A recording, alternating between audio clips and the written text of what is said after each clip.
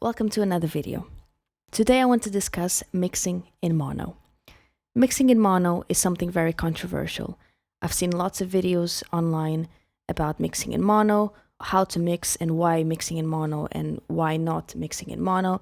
So I think it's very controversial. There's a lot of opinions on this, but I wanted to make a video today about what I'm currently doing and why I think it helps. And I also wanted to have some understanding whether you guys are doing it or not, and what your thoughts are on mixing in mono. So without further ado, let's get to the video. I have watched many videos on this before, and so whether I should try myself or whether I shouldn't, because there were so many videos, there was so much information that I would just push it, and I thought it was another one of those things that people talk a lot about just to create videos and to create content. And so I had not tried it before, especially before, because my priority was actually putting a decent sounding mix together. So adding these extra mixing techniques in the beginning wasn't something that I was doing. But it wasn't useful until I saw this video by mastering.com. I think they were called Musician on a Mission before. By the way, you guys check their channel out. It's pretty good. So in this video, they have mixed an entire song. It was during the pandemic, and it's like a 6-hour long video. And they literally showed everything, all the processes behind starting a mix, gain staging, doing a static mix. And what really surprised me was that he basically did all of this, even some EQ and some compression, in mono. Like the whole entire, or 70% of the video was in mono. At the time, I was like, whoa, this kind of blew my mind a little bit. I had never thought to do it myself, or if I did, it wasn't doing anything for me because I probably didn't know why I was doing it for. So it really surprised me because in the middle of the track, I wasn't even questioning it. It was just sounding mono. It was sounding okay. I don't know if it was because my ears got used to it, but to be honest, it was sounding good. And all the changes he was doing were based on how it sounded in mono. And so that really got me thinking, and it really pushed me to trying it on my own mixes. And that's when I literally understood how you're supposed to do it. And that's what I'm going to teach you guys today, how to do it in your own tracks. And so basically what I did at that stage was, there's this plugin in Reaper that's called the Stereo Field Manipulator. So you just bring the width down, and that's basically turning your master fader into mono. So everything in mono in the song. So this is what I did at the stage, and I was like, okay, let's start a mix in mono. So I did everything, obviously the static mix, gain staging, started with that. And then I even started doing some minor panning movements whilst I was in mono as well, like the usual panning that I do, like some guitars, hard left, hard right, the piano off the center, those kind of basic things that you do in every single mix. I was still in mono at this stage, and things were actually starting to get shape and my ears getting used to it, so it was fine to deal with. And what I wanted to tell you about is literally the advantages of doing this, because there's two main things that I think really helps when you're mixing in mono. And that is finding the right frequency for the different instruments, or finding the spot for every single instrument to shine in your mix, and then finding the right panning for your elements as well. And I'm going to give you a very quick example. So I am in mono now, or I should be. Yeah, it's engaged. And so I'm going to show you how the hi-hats change if you pan them in different positions when you're listening in mono. So I've muted the vocals, I have muted the effects. This is a song that I am doing that's hopefully going to come out soon in my artist page, but I don't want to spoil it just yet. So I'm going to play it with the hi-hats, and then we're going to pan them around and see what you guys think about this. So we're going to play a bit of the chorus.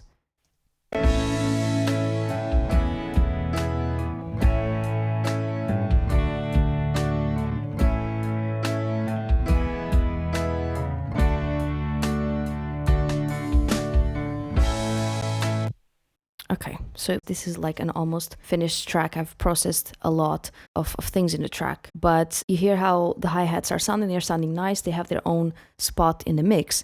But now I'm going to pan the hi-hats differently, and you guys are going to listen. Like your usual panning may not be right when you're listening in mono. So let's have a listen.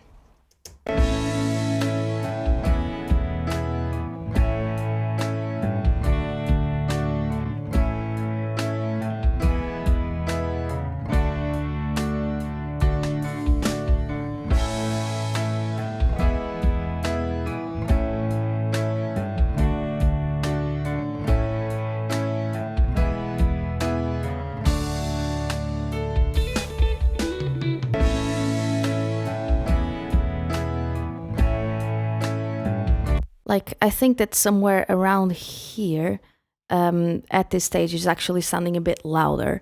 But I remember that when I was doing the static mix in mono, the usual panning that I do is drummer's perspective. So I usually put the hi-hats a little bit to the left. And when I was listening to the drums together, like I would just increase the volume to the top and I still wasn't hearing the hi-hats. One simple tweak on the panning knob just allowed me to place the hi-hats correctly on the mix. So that's my tip number one, is when you are panning whilst you're listening in mono, don't assume that, okay, I'm going to pan this to the right and it's going to sound fine. No, actually, just pan around as the song is playing. And when that element stands out, literally, you know that's the spot where that element should be. So this is very useful. Like, just take all those preconceptions from your head and just mix as you go. You're going to be surprised with how these guitars are popping when you're listening in stereo, but then you bring them to mono and it's like, okay, they are buried in the mix. You don't listen to them anymore. What's going on? And that brings me to the advantage number two, which is frequency balancing and fitting the instruments right in the mix when you're listening in mono. It used to happen to me a lot, especially keyboards and guitars, because they have got a lot of mid-range. They would compete with the vocal. I didn't have space for the vocal. Yes, like the vocal is centered. Those are like hard left, hard right, or somewhere in the spectrum. But once again, bringing them all together, they're on top of each other. And you need to know that you're not always listening on headphones. You're not always listening with two monitors at exactly the right dimension away from your ears. So when you're listening in a car or whatever, it's not going to sound always perfect like it does in stereo. And so if you get this right, I think that your chances of having a mix that translates into a lot of devices are way higher. And that's why I think this is very important. So for example, let's bring just the keys and just the guitars. I've got acoustic, electrics, and keys. And I'm going to show you what I have done to each of them based on what I listened when I was listening in mono. Let's play. I'm just actually going to play a bit of the chorus because I think there's all of them there.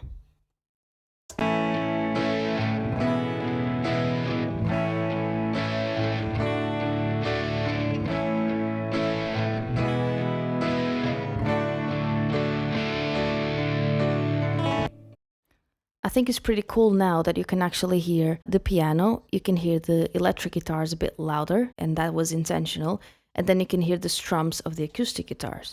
So I have bypassed everything on the acoustics, the electrics, and the keys. I just left the simulation amps, and let's see how that sounds without any of the processes.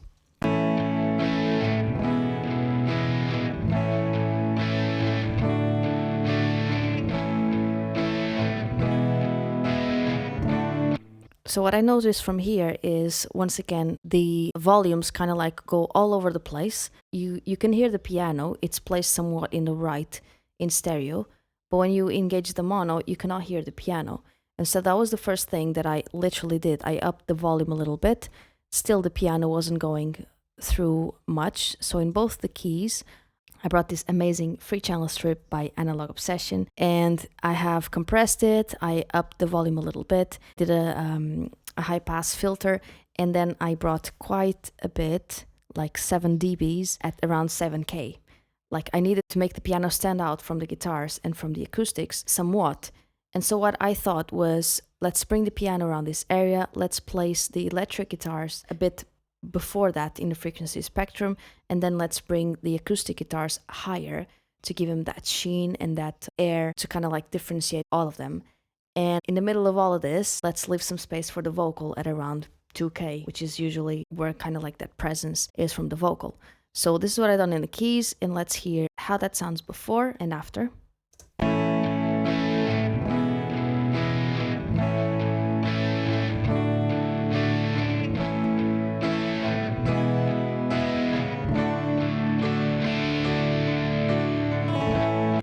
It's just unbelievable, isn't it? I mean, obviously there's the huge bump in volume as well, but that was intentional. I wanted the piano to be more present in the chorus, but at the same time, you can tell it's brighter, it's not as muddy. Also, that high pass filter kind of helps a lot. And now you can hear the piano amongst the guitars. Whereas before, you could hear it in stereo, but you couldn't hear it in mono. And so, to the guitars, let's see how this is sounding at the moment.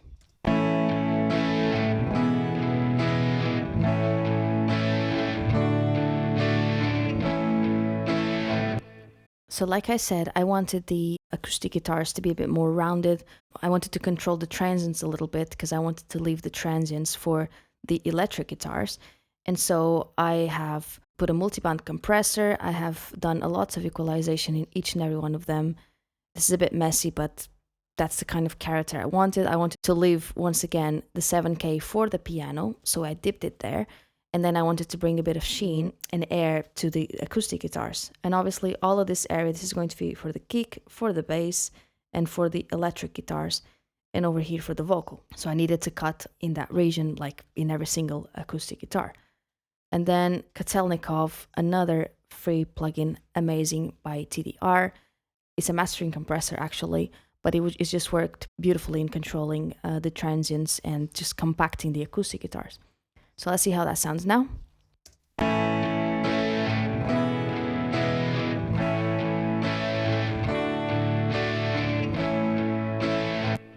Pretty cool. You can tell like they have their own space. And then let's bring in the equalizers and the compressors for the electric guitars, which should be somewhat in the middle of the bass and of the rest of the elements.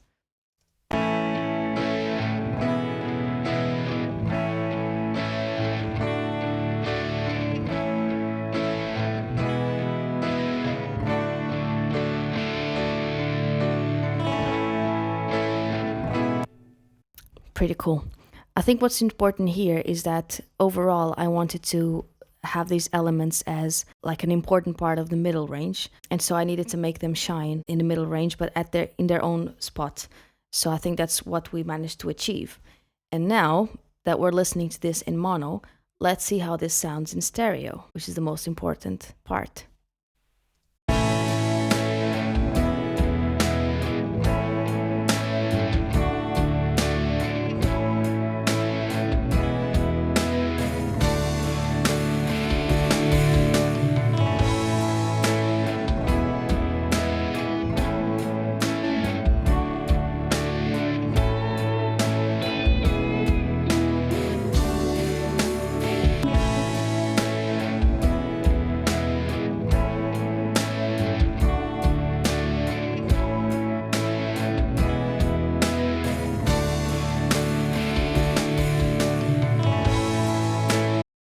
I think this whole thing made sense to me because in mono you can still hear the kick, the snare, they are on top of the mix like I wanted, like powerful drums.